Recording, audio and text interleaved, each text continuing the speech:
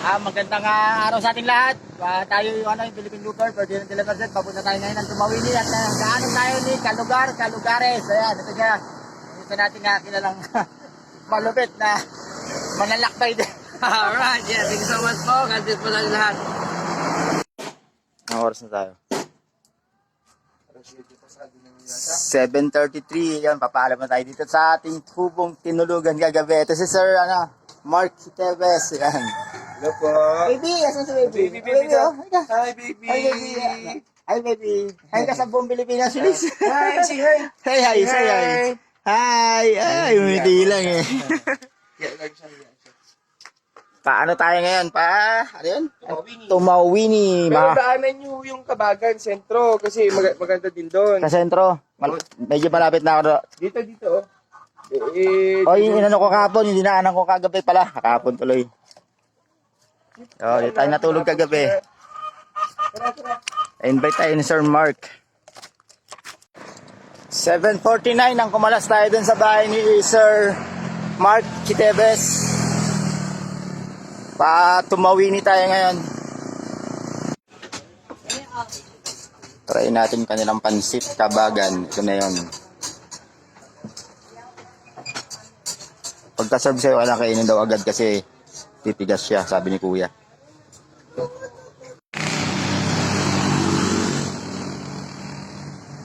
Pahinga muna tayo konti. Dito tayo sa Barangay Tansan. Kabilit. Hindi.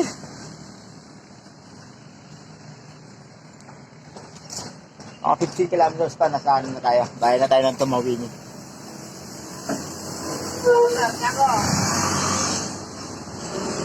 Po. Ay, hindi po. Ano po ako? Philippine Looper po ako.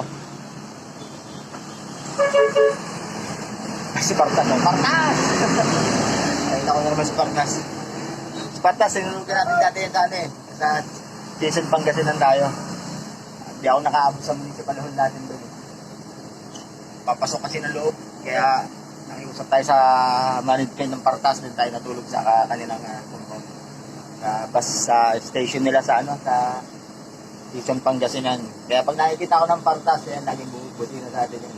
Kaya nagla tayo ng Partas. Yan. 13 kilometer na lang, tumawinin tayo. Time check natin, 11:42.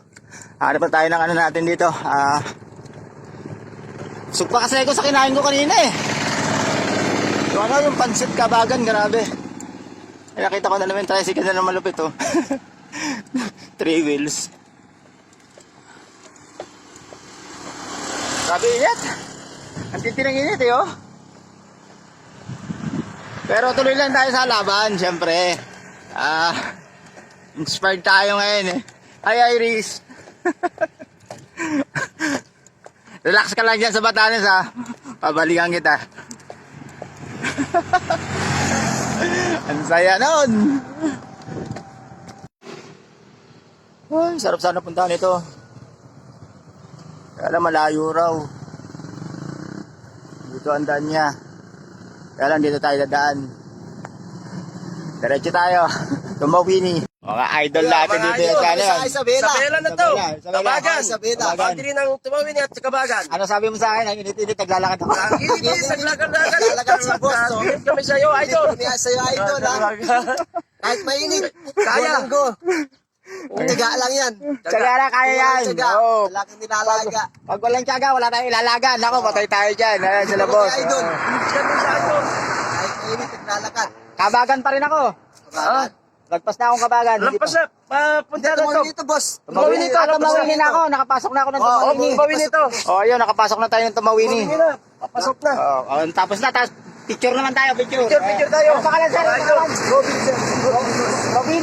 Puta, pangalan ba lang? Babaero na. Ikaw, sir. Val de Lovete. Bal. Yung makikita ka namin natin, mga kababayan natin. Mga idol. Idol. Yan. Sige, ano?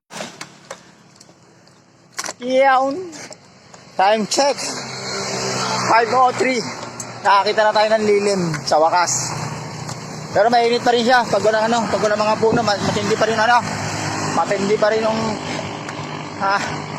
pananakita ng araw, sa balat. Kasi medyo malilim na rin. Malapit na ako sa bayan. Padilim na. Inalap natin yung barangay Arcon para bukas. Lumagpas tayo yung pulis natin sa kapulisan natin kasi masyado pa maaga kanina. Lumagpas tayo ng konti. Tayo sa barangay Arcon tayo pupunta. Para kasi tabing ano siya, tabing highway din siya eh. Ayan. Rapid na rito yun. Grabe. 6:20 na yun, napakainit pa. Ayun, touchdown na natin, 6:29. Ayun yung barangay hall ng Arcon. Dito tayo tutuloy ngayon.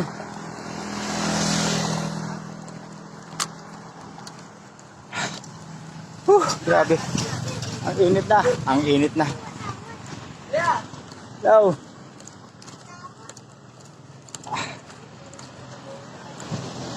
Ito natin yung barangay hall nila. Sa Arcon para bukas, medyo malapit tayo. Malapit tayo sa ano. Kasi lumagpas tayo ng municipal hall natin.